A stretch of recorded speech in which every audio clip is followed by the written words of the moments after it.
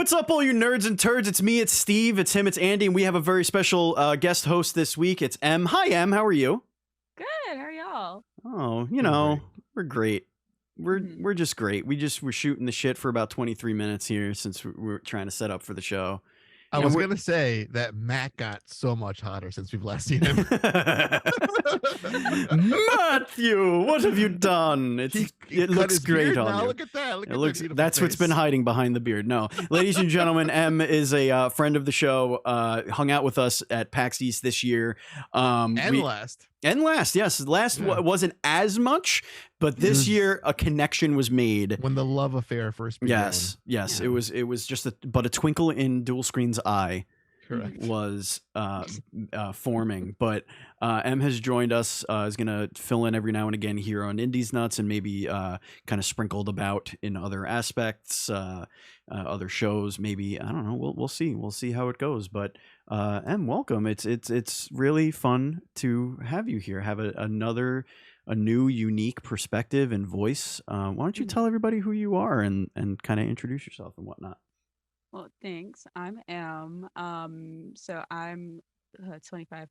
And I am from the South. So I'm from Texas, but I live in Atlanta now. And I've been gaming for like majority of my life. When I was a kid, my dad got like a job at like Walmart Gaming, so he would bring home like all of like the really B-list video games from like the Walmart exclusive. So like the TMNT 2009 movie video game, or like the B movie video game. And that really kind of jump started my kind of love for gaming, is playing those very terrible of games. all games to like the B movie game. Yeah. No, dude, that game slapped so hard. There was a mini game where you were at the honey factory, and it was like the best. But once I turned, the ripe old age of 12, my dad started being like, okay, we can make you play some like adult games for adults. So like, how's Assassin's Creed? And I was like, I won't tell you. So like, got really into that. Now I would say I'm kind of like a Nintendo PC gamer primarily. Balancing those two loves. I like indie games a lot, and then I just like the weird stuff. So like the games where it's like, oh, have you ever heard of this game? It's like a dating sim, but for pigeons. I'll be like, yes, I've heard of it. Yes, I have a main. I did a Hatoful Boyfriend game night at my house years ago. Yeah. Andy, I don't know if you listened to the bonus episode on Patreon where I interviewed Em for a few minutes, but the two of you like have very scarily similar tastes in the debauchery that you like in indie gaming.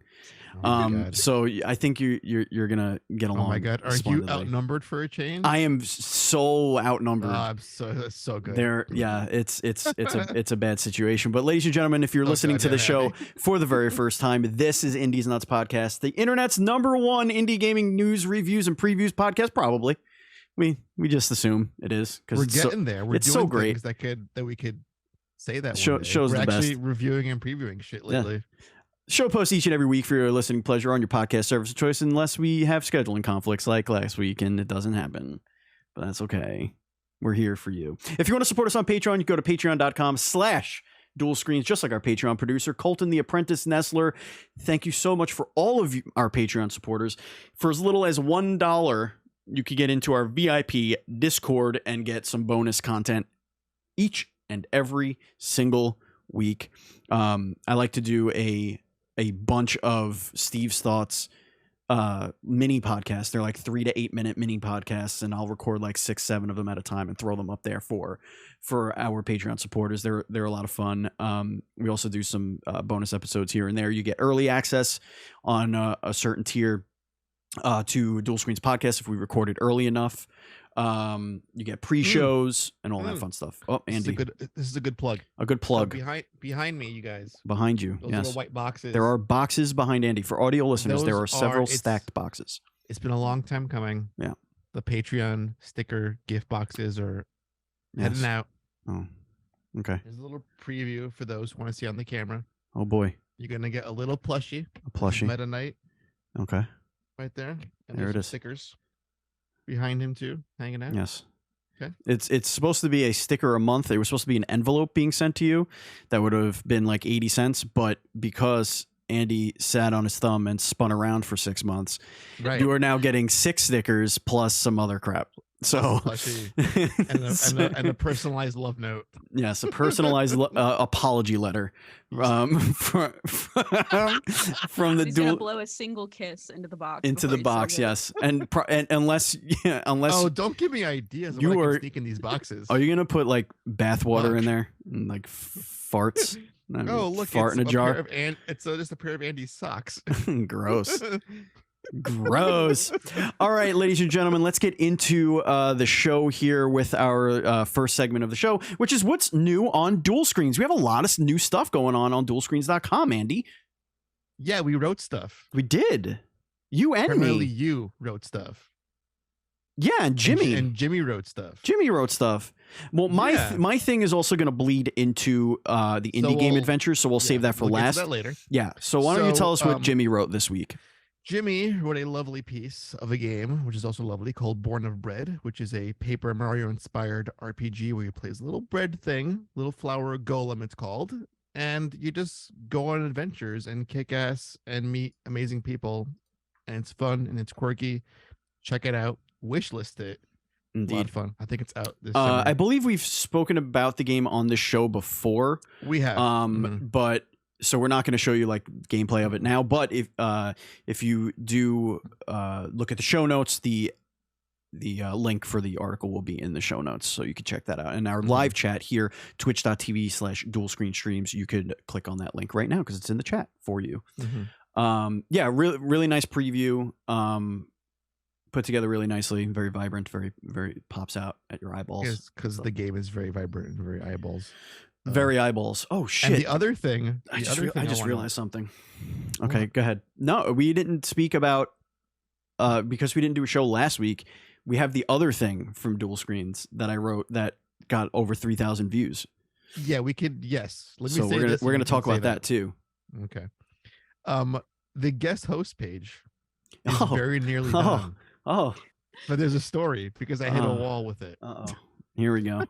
Which I'm not sure if it's my fault, Steve's fault, or just whoever's fault. But I was up to like episode 155, so we're like a good 15 away from having it completely up to date. And I have like the Podbean website pulled up, and I copy and paste the show link to put in the thing for the website. Okay. And I'm looking at it, and we go from like episode 155 to 157 is the next one. Then is 156. Yes. Then there's like 3 158s. So I'm like, something is wrong. This is all wrong. And then it's like 160, then 169. So I'm like, okay, something is clearly off. I gotta stop, get the login, and fix all of this here. And then so where did you get that where did you get that original list from, like the original list that was, because it was out of order because of recording. We lost an episode because of the audio issue. Notwithstanding the lost episode, this is but that screwed up the numbering. I'm sure you know what I mean. Like, so I had to like switch. We already had another episode in the can that I then had to bump ahead. So it was like it was a little totally get it tomfoolery. Yes, the episode number on the a lot of show fuckery. Notes doesn't match, but I just find it amusing how you're uploading and you see what the last one was. You don't say, okay, wait, okay, that's the next number, but it jumps around. It's hilarious. So just like that song, jump around. Yes. Jump. That's what it does. Welcome to the insanity, once I do folks. that, which won't take me that long, I can go and finally finish the guest host page by probably the weekend. All right. If I'm so inclined. We'll see. Yeah. We'll see if you're inclined. It is very sexy though. I do love that page. Are you inclined? I'm very inclined. Yeah. Okay. All right. Well, that's good. All right. So let's get into the indie game adventures, because I wrote 2 reviews over the past couple of weeks, which are basically the games that I've been playing. So we'll kind of segue into that. The first one is a game that I've mentioned on the show before. It's Fabledom. I just reviewed that. I believe that went up yesterday or maybe the day before. But it's in early access right now. It is. I'm gonna get it up on the screen for our viewers here. All right. So I had a couple of issues with Fabledom's great. Like all the effort that they put into this early access build is phenomenal. There are some balancing issues that kind of took me out of the game after kind of playing what it has to offer for the first 3 hours. So for right now, and yesterday they pushed an update. I didn't get to play it yet, but they pushed an update specifically addressing one of the issues that I had, which was the hunger meter not really showing you what you're doing wrong, or like how food is actually calculated or anything like that. So, but yeah, one of the things to take away from this game is that it's very chill. It's a lot of fun. It's very cute. Fairy tale city builder. But there were frustrating issues where I had a lot of fablings, which is what they're called, dying of starvation when I had food available, because what happens is wherever your food is stored in your city, the fablings have to actually physically grab it from there and bring it to their home, and their home is where they get their food from to stave off their hunger. So in my storage and in my city, it'll say I have 12 days worth of food. To me, that means that I have 12 days worth of food for all 120 I think it's 120 or 130. I forget what they capped it at for the early access. But to me, that means that those 120 should be able to survive for 12 days. But there will be fablings dying of starvation throughout that whole time, and I'll still have food. I'll still have the bakers making bread. I'll still have all that stuff. So it's a little frustrating with that. Not really knowing, but there's also really no consequence. Like, fablings dying of starvation doesn't at this point affect the overall happiness of your citizens. They just get replaced, basically. So it's really not an issue as far as the moment-to-moment gameplay. It's just so frustrating when you feel like you're doing everything the right way, and all of these people are just dying. You're like, People what the hell did I dying do left wrong? and right, and no one seems to care. Yeah, but luckily it's only the assholes that seem to be starving to death, so everyone's like, that's fine. Yeah, no, everybody hates those people that are sitting there just working in the mines all day, and then they come home and starve to death. They should add like No a big little deal. like a cannibal feature. No, that's the opposite of what Fablings is. Fablings is all about chill city building and romancing other kingdoms so that you can merge kingdoms and all that stuff. There's also a really cool hero unit that is restricted to basically doing really nothing in this current early access, which is fine. It's early access, but I'm looking forward to how I can use the hero a little bit. It's like a big beefy unit that has hit points and everything like that. And you could explore ruins and find items, but those items are pretty useless, at least in every instance that I've gotten them. It's been like, hey, you found a hay cart. Okay, what does that do? It's a decoration. Just put it in your village. And like, okay. And it didn't really affect happiness. It was just like a piece of furniture thrown in the middle of my city. So, but as far as every time I started a new kingdom, I was smiling ear to ear. It's a really fun, competent, really sweet. How often would you start a new builder. kingdom? Were they all just dying? As soon as I got to the cap and I unlock everything, that's okay. available in early access, I start a new one. So when they push an update, maybe this time's the one. when they push and I try and do things a little differently, right? But when they push an update, it doesn't retroactive to your save. You need to start a new game for those updates to take effect. So anytime there was an update that fixed something, I would start a new game real quick, because you could basically do everything that the game has to offer right now in like 2.5 hours. So and then you could just kind of watch your city work, and you could move things around or whatever. But that's essentially what your experience is going to be. Cute. But the other thing, I'm not going to put it on the screen because I wasn't prepared for it, is last week I reviewed the Mageseeker. And that is up on dual screens as well. I'll put those two links in the chat for everybody. Mageseeker is going in now, and the Fabledom Early Access review. Again, that's an early access review that for Fabledom. it's not it because they are charging $16 for it. I just wanted people to know that, you know, you're getting an experience that is akin to a demo disc that you would get in the mail. Not indicative of the final product, obviously. Those were good days. And what was your favorite demo disc game? You probably had a demo disc at one point. You were like coming around just when that was like hitting the mailboxes. Yeah, but like I was poor. It wasn't until Magazines like with Hold on, discs? you didn't steal the discs from all the magazines at the Hudson News in the Yeah, airport? right? the Hudson News, yeah, in Houston, Texas, the Hudson News. No, I actually okay, so like weirdly enough, no demo discs, but like I'm a pastor's like grandkid, so like I had all of like these weird Bible game like CD games. Oh yeah, And it was like Noah Oh and my the gosh. Ark, and it was Yeah. like there was a pretty I gotta say there was a pretty fun mini game on one of those Bible CD games where it was like you had to get baby Moses down the river, Yep. and if you like messed up, he would go into a crocodile's mouth. Yeah. Which Yeah. I felt was a little rough, like just biblically speaking. yeah, that messed up. Yeah, I just feel like a crocodile in the Nile. every force was working against you, so you wouldn't grow up liking games. Yeah, they were like, Between the B movie and Bible Adventures. yeah, and then I was like, no, I love the art form. As I'm like shoving Moses into an alligator's mouth.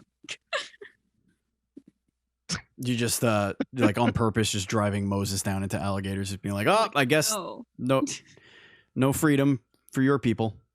mhm, Let your people go down the river. All right. Christ. The They Mage should be in a Seeker. river to Stephen's village. You could eat that because they're starving. They are they are starving. Very disappointing. The Mage Seeker is a League of Legends story is made from guests of the show, Digital Sun Games. If you've played Moonlighter, it is made by that team. This game, it is a very strong contender for Game of the Year. It is so meticulously, beautifully put together. Action RPG. The storytelling is immaculate to the point where I am starting to give a shit about League of Legends, and that is huge. That's scary.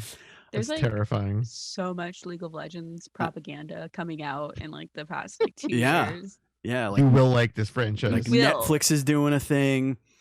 That was the gateway drug right there, the Netflix show for a lot of people, I feel. Yeah, that was mine. Yeah, that's why they do it. But I don't want to give too much away. But you play Silas. His powers are that he can siphon magical abilities from opponents, and they meld that into the story and combat so perfectly. It's action it's action RPG combat, combo based and magic based. You can steal the magical properties or abilities and use them one time, but after you copy one of their abilities, you could bring it back to your home base and you could learn that spell permanently and put it into your rotation of your attacks. So while you're out there in the wild, you know, it might say, hey, these two types of magic are prevalent in this level. You could outfit yourself with magics that are good against that because there's like a rock, paper, scissors wheel. But there might be other enemies that you could steal from. If you come across a new enemy, it's better to steal from them, use it once so that you could unlock it permanently in your village.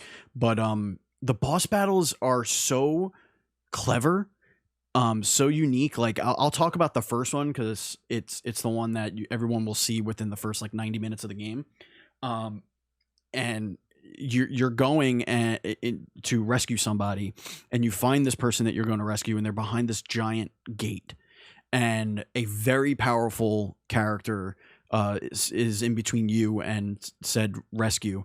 And you cannot hurt this boss. Like, she is an ass kicker.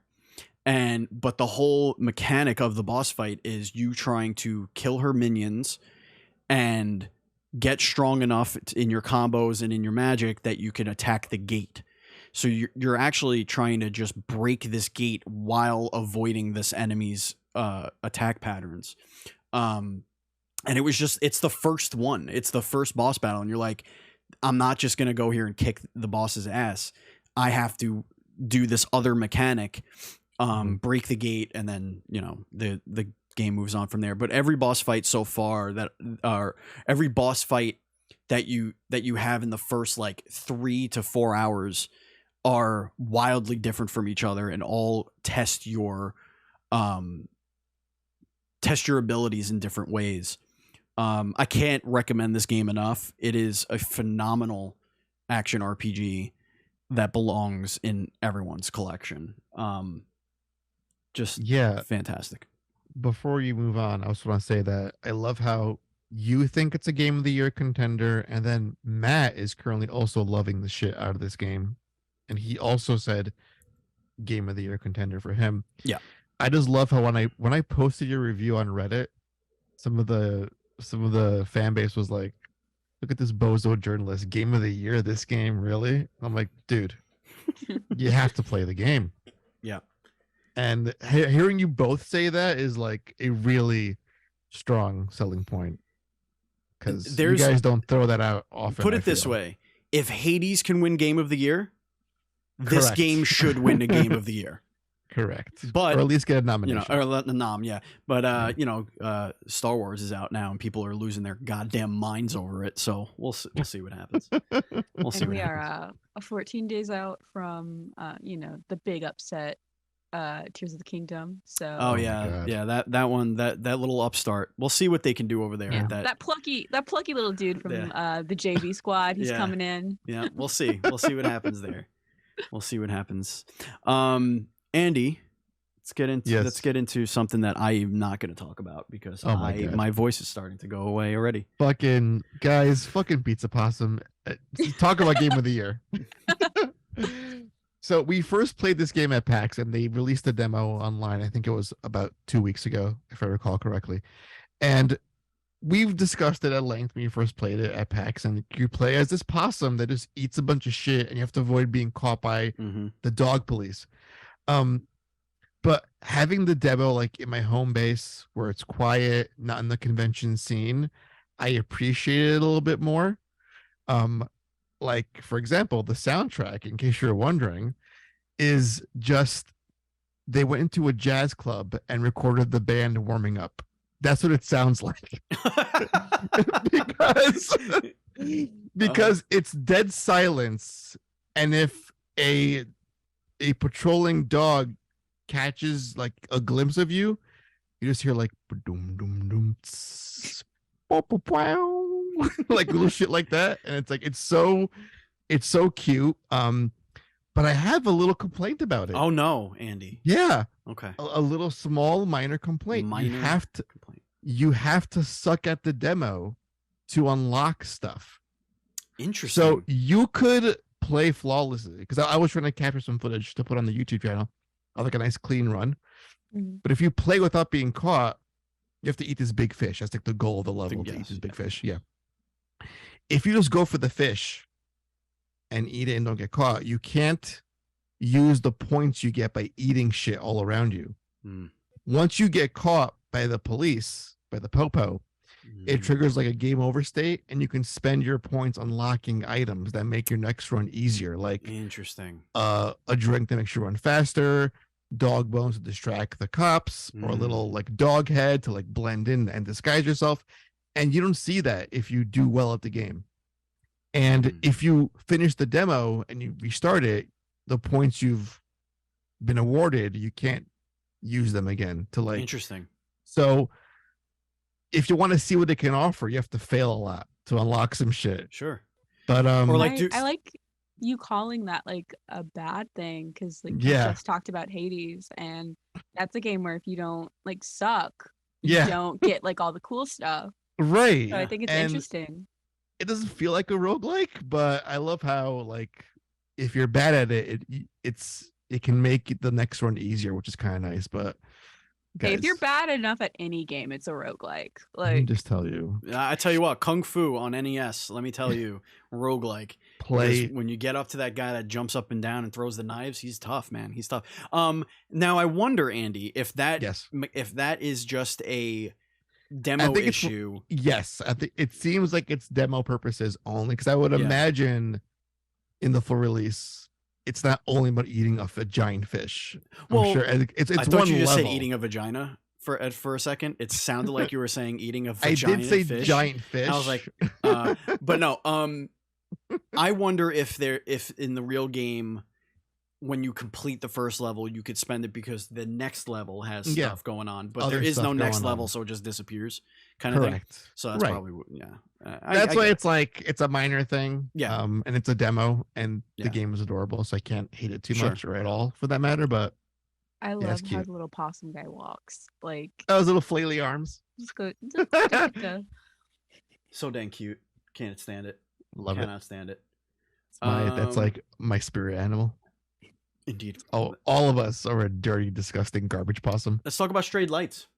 Straight Lights, another game that I fell in love with at PAX East this year, Yeah, this game was released. I believe this week on Tuesday. I believe on the 25th. It is quite literally Sekiro and Ikuruga had a baby, and then this game happened. So you play this little light ember of light thing, and you have to go around this amazingly ethereal, dreamlike world, fighting these funky-looking creatures that swap colors. They go from red and blue, and you have to swap your color to match theirs to parry them properly to then do damage on them. Yeah. So it's a very slick gameplay loop, and I don't do parrying well in games. My timing sucks.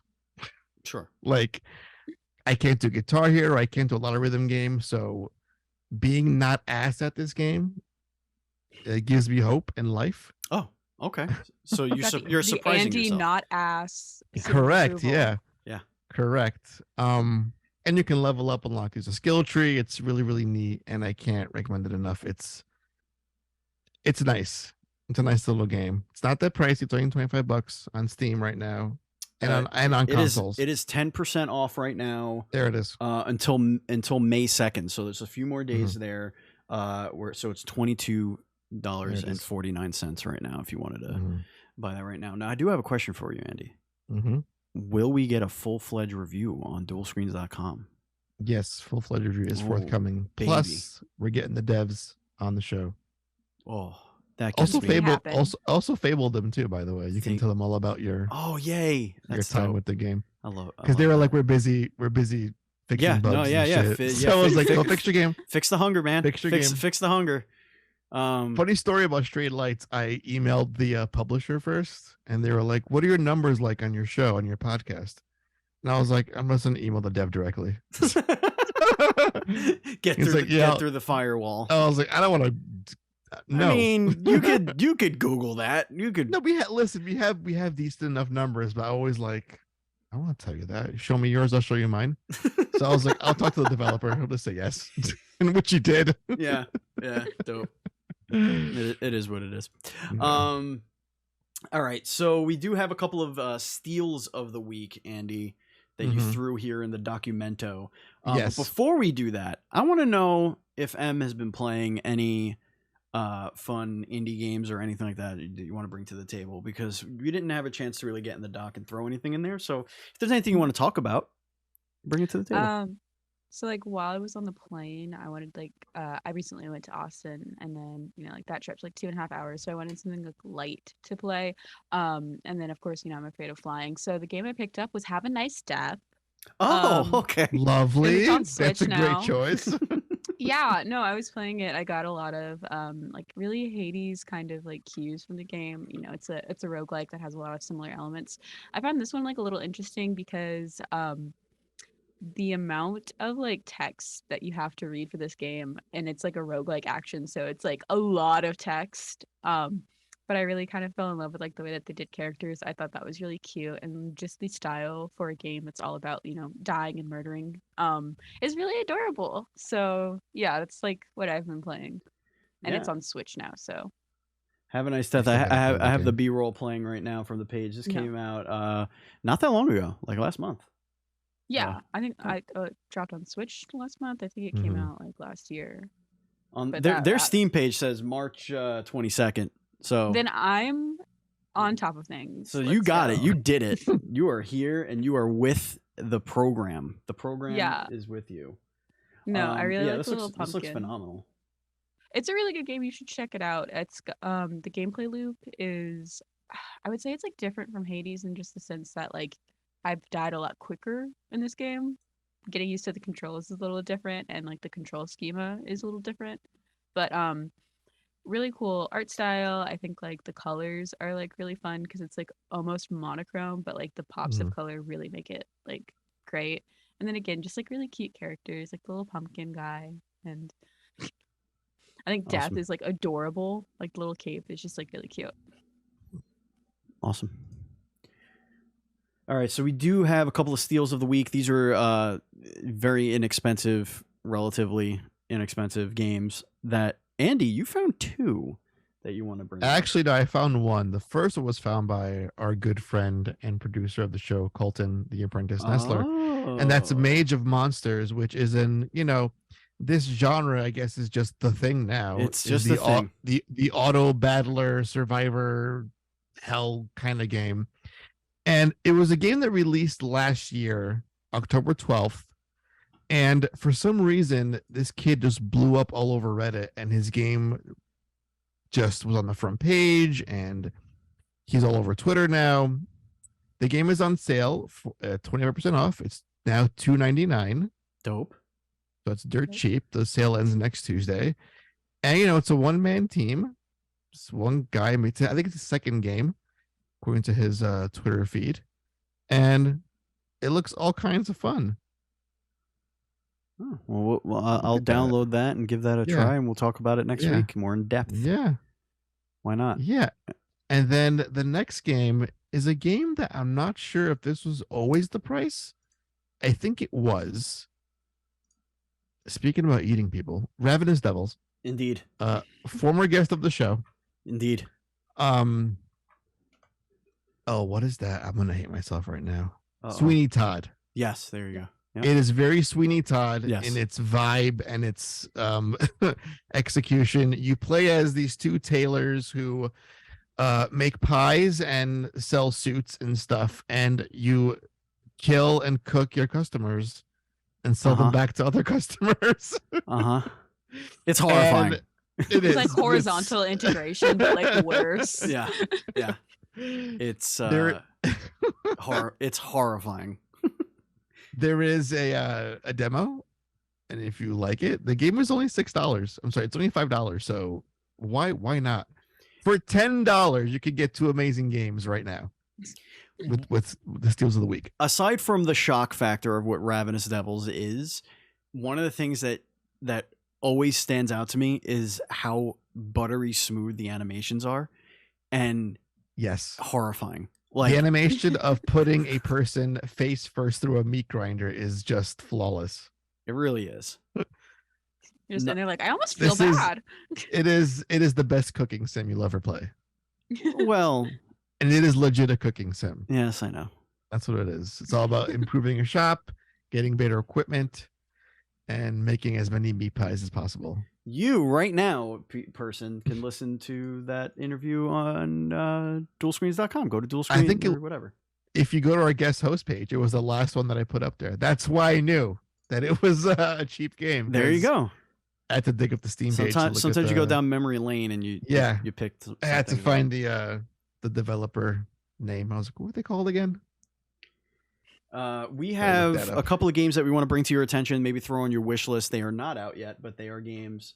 Actually, some of them are out right now. So there you go. That I want you to kind of look at here. Katana Ra Shinobi Rising. I saw this, and this game looks really freaking cool, but I didn't play it, so we're just putting it on the wish list roundup. Andy, have you taken a look at this yet? I haven't. It is Metal Gear Shinobi is what it reminds me of.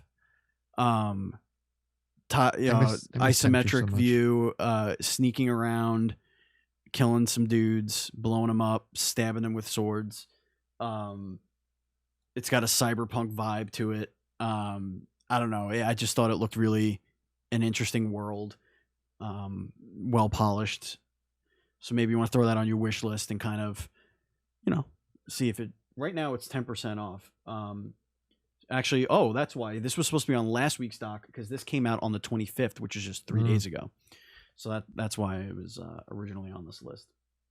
Another game that I wanted to bring to everyone's attention was it was part of the Nintendo Indie World Showcase, but it's Quilts and Cats of Calico.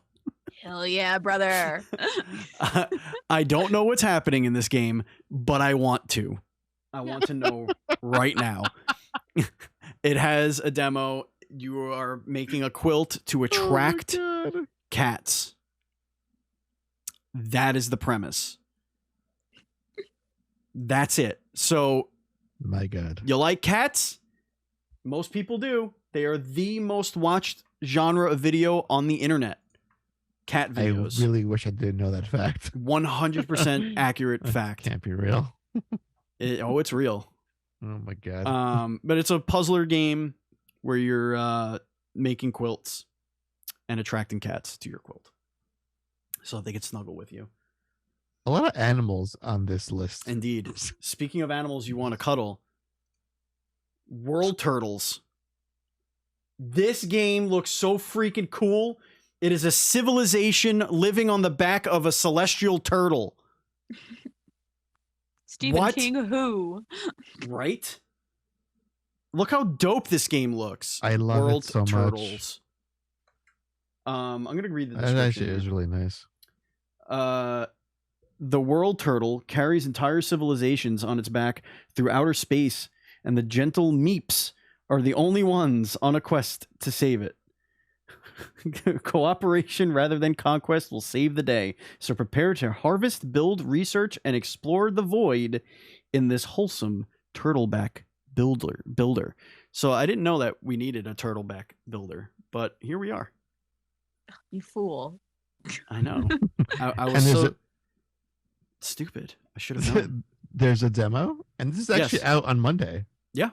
No. Holy shit. Early access. Early access, yep.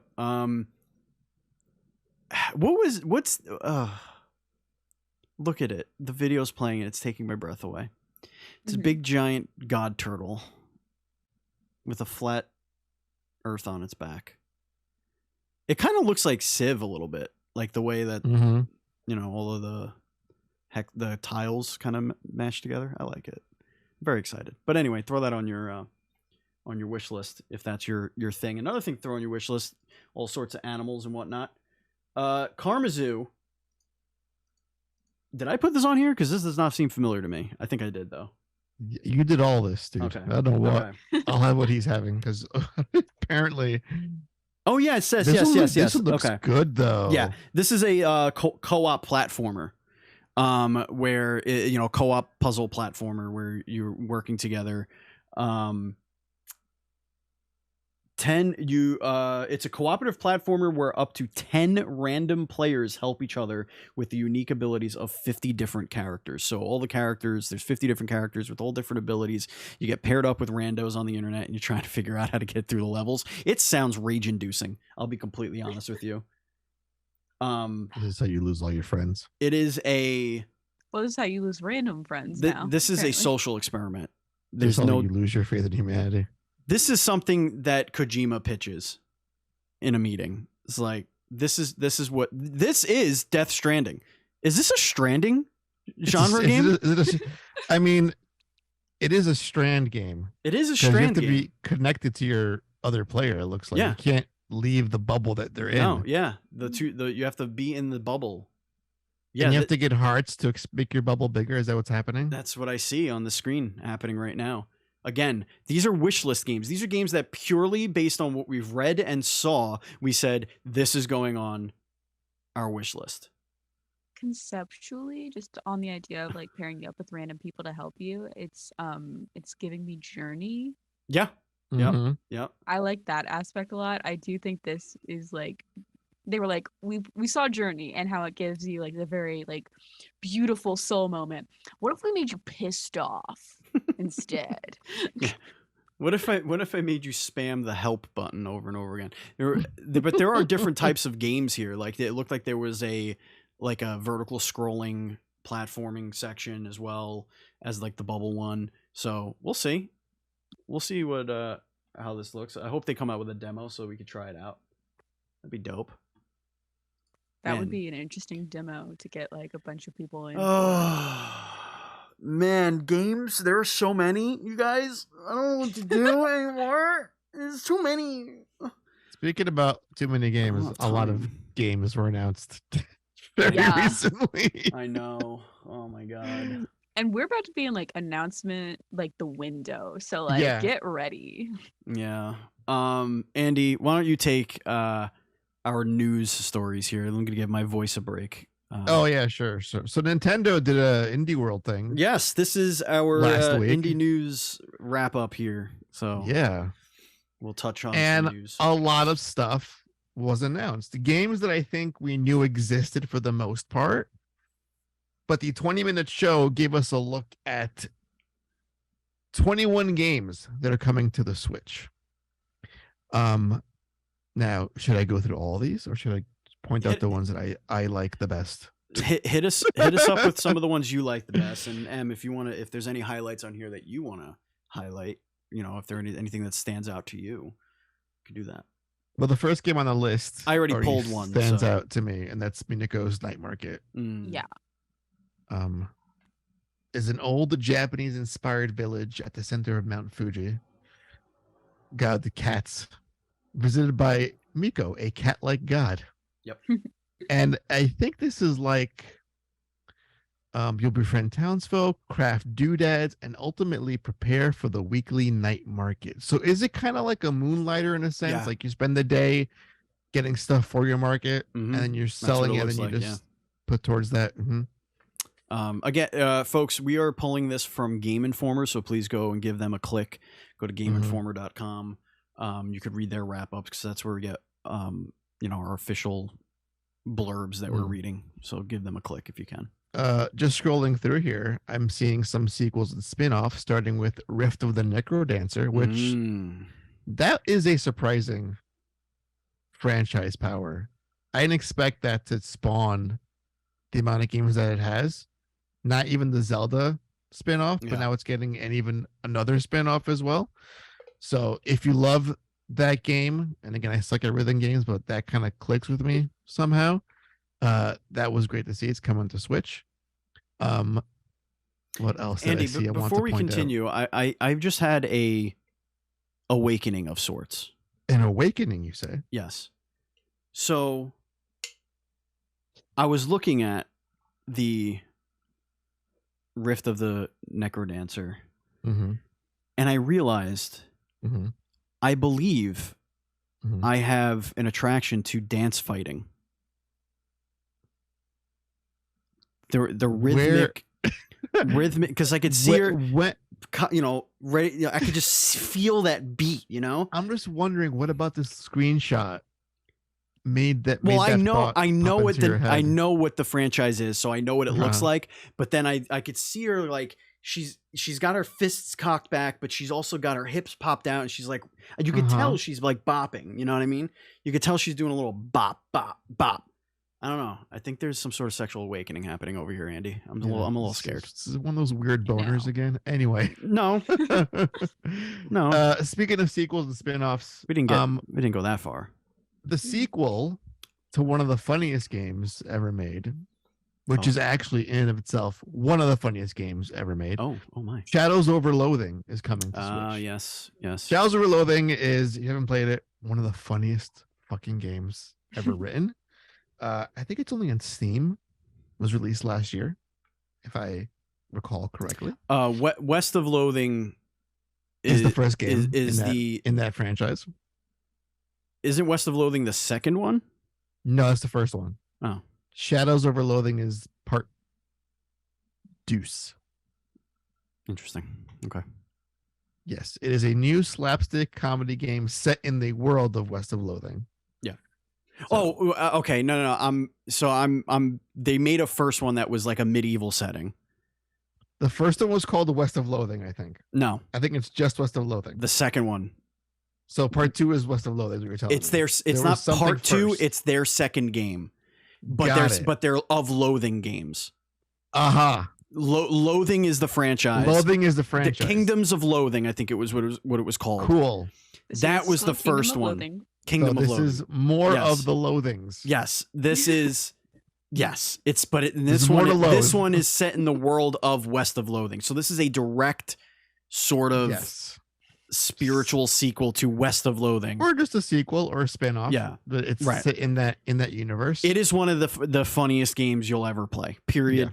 And it's a competent RPG as well, which is and it's scary. coming to Switch this fall. And it's all stick figures. Blasphemous 2.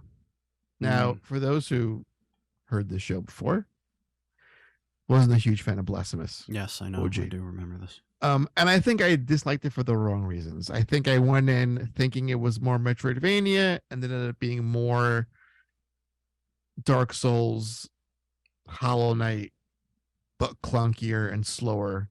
Right. And it didn't really click with me. Mm. But I love the pixel art. But it was just, again, I wanted it to be something different. With that being said, part 2 looks dope, and I think it's co-op, which that's just a barrel of nightmares because I can't imagine how this game would work as a co-op experience. But it's sexy as ever. Maybe I'll give it a chance. Maybe I won't. I likely will. And it's coming this summer, so I'm excited about that. More sequel stuff. Mm. Oxenfree 2, Lost Signals. Now, Oxenfree and I go way back. That game is like, I think, 8 years old now, 7 years old. It's an old ass game when the first one came out. I really jive with that game. It was very 80s kids on bike sort of vibes, Mhm. horror, which I love. And getting more of that excites me.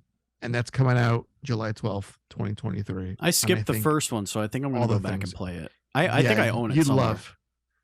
And it's so weird seeing shit like the Netflix published logo Yeah. because they own the studio now. I was Yeah. like, I'm taken aback by that. And then the last thing I want to say that really like jumped out to me is a game called Bomb Rush Cyberpunk, which if you love Jet Set Radio Mm-hmm. and those kind of games, it's that, but funkier. And I've been trying to get this dev on the show for 2 years. And he's been like, we want to work on the game, leave me alone. So now that there's like an actual date, I can say, hey, can we talk maybe leading up to this or after? You can no longer ignore me. I will not be ignored. Indeed. So imagine, Which as a fun side story, you know that movie Fatal Attraction? No. So they're doing a show. We're doing a show at Paramount with Joshua Jackson and Lizzie Kaplan, and our entire building has ads, and it says "I will not be ignored." It's all over the fucking building, and it cracks me up every time I see it. You were going to Yeah. say something. I won't be ignored. Oh, I was just saying like that developers finally like seeing the light at the end of the tunnel. Like, oh, thank God this game is like about to be out there. And then you're like, yeah, it is. Yeah. Guess what, bitch? It's coming out, and you're going to talk to me Gripping. about it. Grip him by No, the shirt and be like, hello. Remember me? Tell me about your development process. Tell us everything. Is there anything on the list that was revealed during this showcase that you wanted to highlight? Anything that stands out to you? Yeah, I mean, like, you know, you kind of hit it on the head with Mineko's Night Market. Like, I thought that was excited. I love anything with a cat in it. So, you know, it's cat propaganda is number one for me. Number one. I'm Lord. really interested in my time at Sandrock. Mhm. Like, Mhm. listen, I love any type of game that's like set in the desert where you have to just like do desert shit. So like, Okay, that's Very specific. It's like there's something so fun about like making a little town in the desert because like anybody can do shit in the woods, but like sand, that's harder. So I'm really excited about that. I also just like adventuring and like ruins and stuff like that, and like that's what this game is promising. So like, this is giving me like Stardew but in the desert in like a good way. So like I'm excited for that. And it'll be launching with like a multiplayer aspect, so you can play with some friends. And I feel like in your bio it should say loves sand shit. Like I love it. Like I love it. It's coarse. It's rough. I love it. Fantastic. What else do we got here? All right. There was also a game called something with a kitty, Big Kitty, Little City, or something. Little Kitty, Big City. Yeah. Yeah. Don't worry. We'll be focusing on that a little bit down the line. In due time, Andy. Yeah. You need to be patient. Can't wait. Be patient. What the hell is Markiplier doing? His best. OnlyFans. Aside from that, God, what a cock tease. What an asshole. Anyway. Wow. I do not. I'm not mad at him. All. I'm not mad at him not showing his wang. I feel like you I'm are. not sure. It seems like you might be a little upset. Just a little I bit. was gonna say, if you're gonna do an OnlyFans, do it the right way. Naked. Correct. Tasteful nudes, my ass. Waste of $5. Anyway, as I adjust my zooming on my camera because I'm a little blurred now because I got a little animated there for a You did second. get very animated. Markiplier. He's diving into. I wish I had fuck you money, guys. If I had fuck you money, like this homeboy does, I would do this exact shit. I would just fund a bunch of weird shit all day long. So Markiplier is funding, I think also directing. Yes. All the things for a big screen adaptation for Iron Lung, which is an amazing horror game that I believe he streamed once and it just blew up in popularity because, he has a bajillion followers. So, of course, that's what happens. But he loved the game so much. He wrote the script for the movie and he's self-financing it. This is passion. This is love. And I am very curious about this project because he has the money to back it. And I love horror movies. And I want to see what he can do outside of his streaming life and persona. And hopefully this is something huge. And you might see like a donkey like movie adaptation at some point in the future of something else. But yeah, man, this is exciting. Exciting stuff. I'm excited for this because Markiplier gets like a lot of commentary on just like whatever he does, but he's like a pretty solid actor when he has to do it. So like I'm interested in seeing a vehicle driven by him because like he won't really have anything else to rely on. But like I really want to see what he does. There's like a morbid curiosity. For me it's just curiosity. If this is successful, I think a lot of the time indie games never get a shot at like going at the big screen, not even like a fan produced film. So the idea of just taking this game and like being like, oh, we're going to throw Markiplier and a bunch of money at it, make a movie. What game comes next then? Because transmedia properties are really big. And if more indie, like smaller horror games can get the opportunity to go transmedia, I think that's like a really good opportunity. Hell yeah. It reminds me of like when like John Krasinski, Jim from The Office, like is like we spent all this time seeing him being a slapstick goofball on the show that he directs like A Quiet Place. Yeah. He writes and directs this amazing horror franchise. And you don't see that from that personality. So that's why this has really like caught my attention because he's like this lovable guy and he's very wholesome and genuine and a lot shorter in real life. I've met him one time. But yeah, I want to see what he can do because he clearly likes the property and it's a submarine horror game. You're basically in a sub and shit goes down and it's very claustrophobic. And I want to see what he can bring to the table. This is This is cool. I think that I was attacked in the nose with a sneeze. You were. You went I to a think that's quiet just- place. Oh, you did. Shh, be careful. I decided to read some of the comments on the Deadline article, just to see what, like, Deadline is a very specific website for a very specific crowd. So a couple of comments here. Robin, I'm so hyped for this movie. Can't wait. An anonymous commenter said, I'd like to add that David, I'm going to get this right, Szymanski Sure. Yeah, is that's close, working I think. is working closely with Mark and the team to adapt his game, according to his Twitter. So yeah, looks Iron Lung is a great game, but I have no clue how Markiplier is making a movie out of it. You'll have to wait, I guess, and find out. That's got to be a tight script, right? Like, you can't have a lot of interaction in this film because the whole point of that game is to be alone. So, again, like, just The Martian, but it's Markiplier in the water, not on or Mars. like Moon. Moon was Yeah. a great movie. It was. Have you seen that? It's like Sam Rockwell, like on a spaceship on the moon mining by himself. It's like him and like Kevin Spacey, who's a robot. A Kevin Spacey again, robot. Like yeah, a Spacey robot. yeah, Interesting. very good that. movie. But like, I feel there's a lot of lore that's not really spelled out to the character or to the player in this game. I think that's where the developer is gonna like give him some insight to help make this into a movie. But again, I'm into it on so many levels. Before we get into your surprise for our mailbag. Oh, that was the box. Okay, good. So before we get into the Kickstarters of the week, where we'll talk about a couple of things, I have a question for the two of you. Sure. And me, I guess I can answer. Of course. Who would you want to play your robot friend? So Kevin Spacey plays your robot friend. Man. James Spader played Ultron. That's good. I think, and it's both for comedic purposes and it's a little off-putting, I think Chris Walken would make a good robot friend.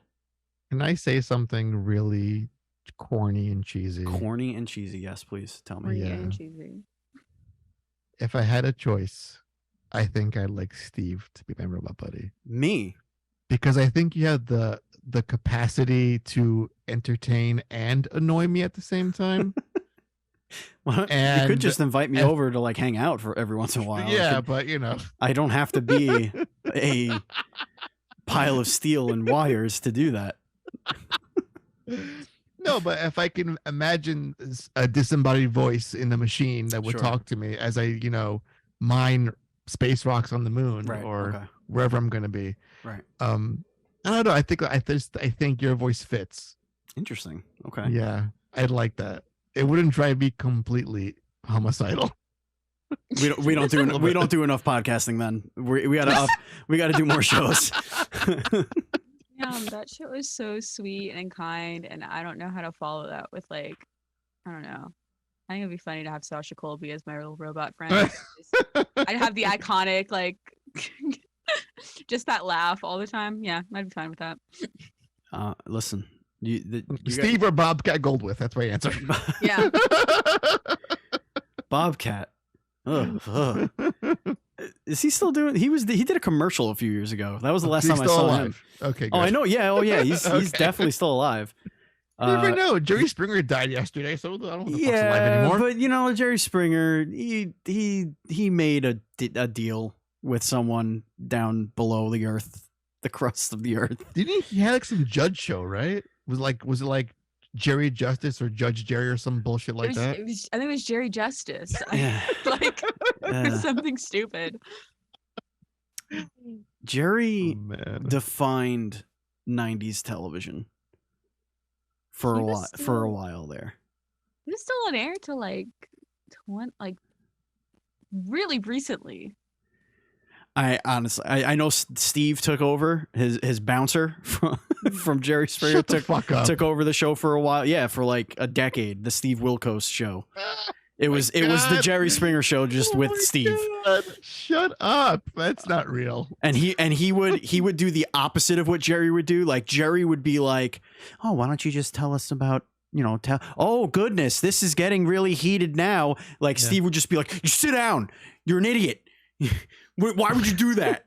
And they just scream at each other, and then everybody would, pull their hair and slap each other.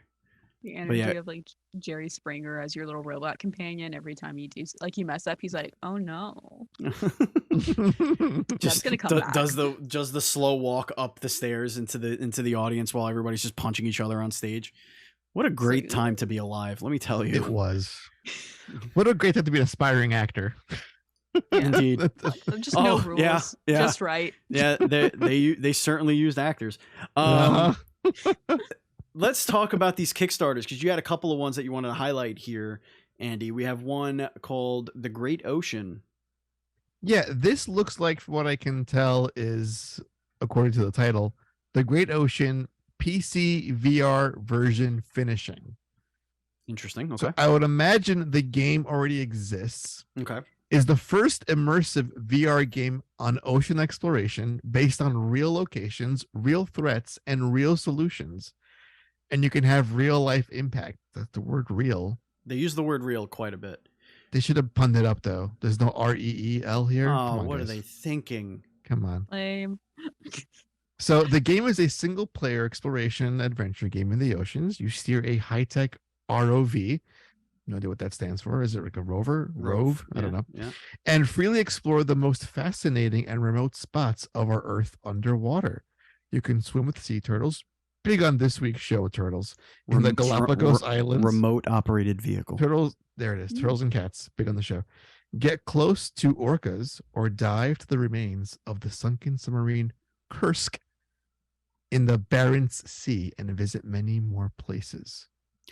Cool. So this Beyond Blue was what this reminded me of, and they say it at the very bottom. It says it right there. Yeah. Subnautica meets Beyond Blue. Beyond Blue, and that makes me wonder if it's made by the same people that made Beyond Blue. I'm gonna click on the Steam page to wishlist it. Coming soon. That name doesn't seem familiar.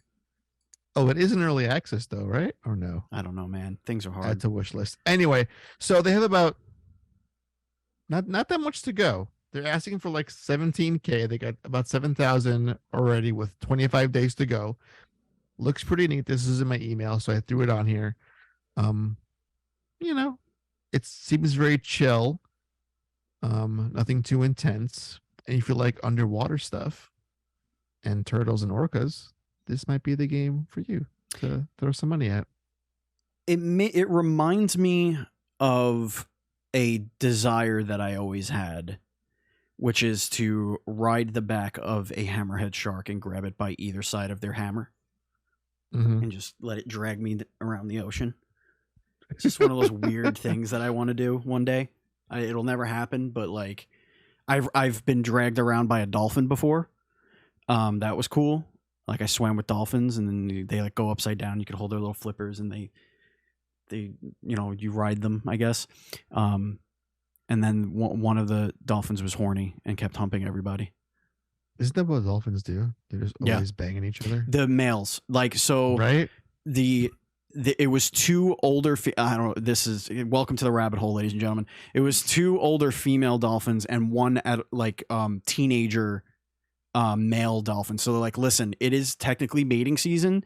So if he starts bumping you, you have to slap him. Like you have to just hit him. And he'll like go away. Like because if you let him, he will try and fuck you. Like he will. So there were times where he would just go off wherever the girls were, and he would try and like hump them. So yeah, it was interesting to say the least. But I want to do that with a hammerhead dolphin because they're just perfect. It's like those little handlebars that for you to grab. Perfect.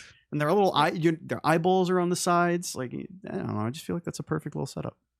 There's something so brave about being like, you know what's the problem with VR? It's that people get motion sick while playing it. So instead of doing anything to alleviate that, we are going to put them at the bottom of the ocean and put a bunch of water graphics around them. The other thing that people get nauseous at. And then I think we're just going to make them clean up the ocean and remind them of the rising sea tides. So, yeah. That everything about that is nauseating. Can I say? You could say it. Yeah. It's your Can I podcast. just say, like, with all the, I should, yes. with all the climate crisis stuff, no one has touched a Captain Planet reboot. It's just sitting there for someone to do it. Yeah. I I don't care how it looks like, what it looks like. I think it's ripe for the taking. Someone should do it. Didn't they do a Don Cheadle skit on SNL? Yeah, but that was SNL.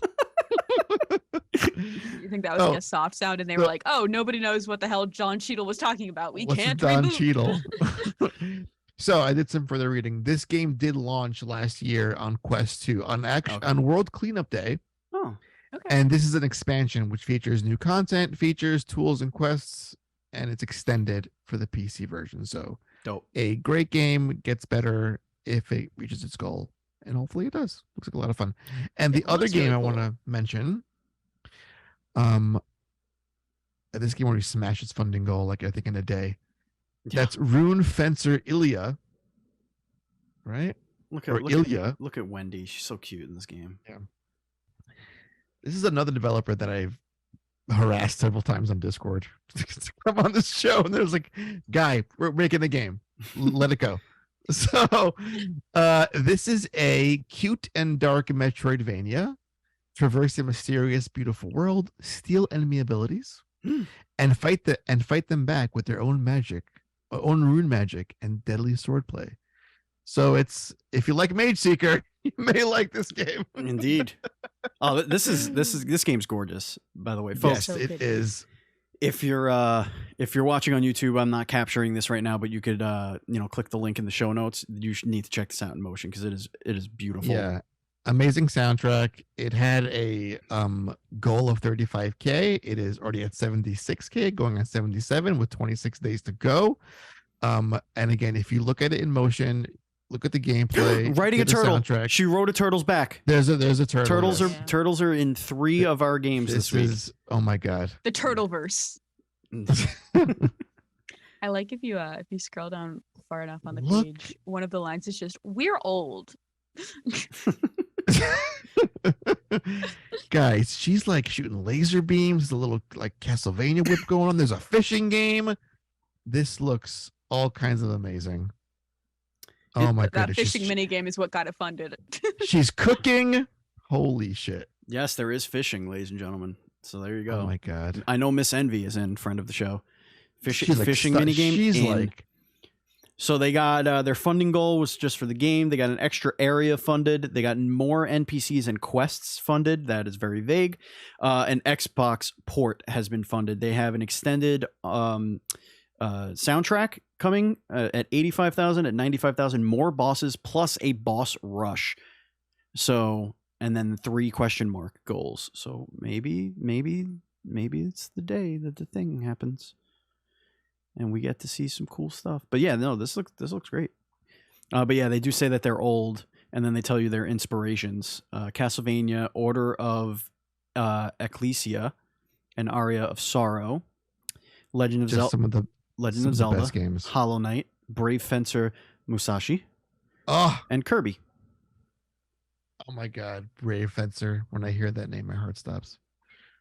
I miss that game so much. Well, if I ever get in your will, I'll just keep saying Brave Fencer. Oh, you're already there. It did it again. You're already there. I'm leaving you some stuff. All right. Am I gonna get the closet full of shit that Ken doesn't want? Precisely. It's a pile of NES cartridges and cum rags. It's a bunch of stickers he never sent. It's just boxes of crap. Okay. They're going out. Addressed to Colton for some reason. Colton the Apprentice Nestler. Ladies and gentlemen, that's going to bring us to the end of the show. This was a lot of fun. I had a good time. So did I. Did you? Yeah, you had a good time. Emma, did you have a good time? I had a good time. Yeah, it's all right. Yeah. Fine. Logs out. Ladies and gentlemen, if you want to be a part of the show, remember you can watch us live on twitch.tv/dual screen streams. You could be a part of the show. You could just go right in there in the chat, and you could chat, and we could see it, and we could wink at it, and you can make us laugh. And all that fun stuff. Yeah. Go to patreon.com/dual screens. Help us out over there if you'd like. And hopefully we'll see Em back on the show soon. And again, we will not be live next week because I am going away with Matt. So unless Andy wants to do a solo show, which he can if he wants to. But yeah, that's going to do it for us. Thank you, Andy. Thank you, Em. Thank you, viewers. Thank you, listeners. And as always, please be excellent to each other.